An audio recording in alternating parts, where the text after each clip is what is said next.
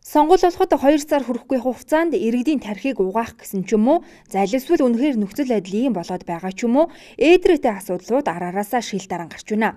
Цахим үнэмлэх саналын хуудас тоолох машинаас гадна орон нутгийн сонгуулийг хэрхэн явуулах тухайд улс төрийн нам хүчнүүд санал зөвлөлцөөр өнөөдрийг хүрлээ. Дор бүрнээ байр сууриа илэрхийлээд байгаа ч нэг ширээн цун нэг шийдэлд хүрч чадахгүй байгаа нь Монгол улсын засаг түр арчаагүй гэдгээ харуулж байгаа мэтэ. Иймд бид энэ асуудлаар улсын хурлын гишүүн Ган Төмрөөс ардчилсан намын байр болон түүний хувийн үзэл бодлын талаар сонирхсан юм а. 6 сард их хурлын сонгуулиа явуулдаг. Засгийн газарт бол 7 сард эмхлэгтэн байгуулагдаад тэгээ 3 сарын хугацаанд бүх үйл ажиллагааныхаа төлөвлөгөөг зохиогоод ажилдаа орох хэрэгтэй шүү дээ. Харамсалтай нь орон нутгийн сонгуул 10 сард болдог учраас засгийн газар яг бодсон санснаа бол хэрэгжүүлэхийг хүсдэггүй.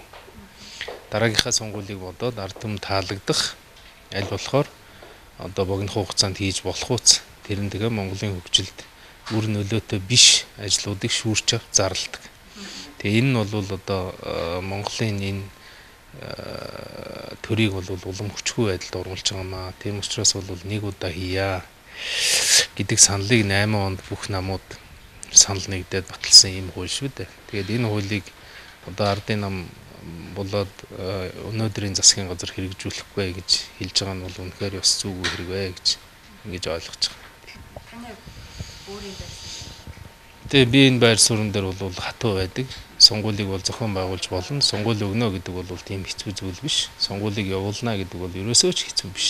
Лувер хийж ялахын тулд энэ сонгуулийг бол дандаа хэцүү болгож идэг. Тэр процедурын хэцүү болгож идэг.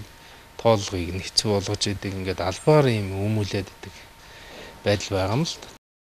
Санал хураах ажлын цаана ямар хэлбэрийн лоббер явагдаж, хэний талын бүлэг хүчин төрд эзэрхийлэх гээд байгаа нь олонний сонирхлыг ихээр татаж байна.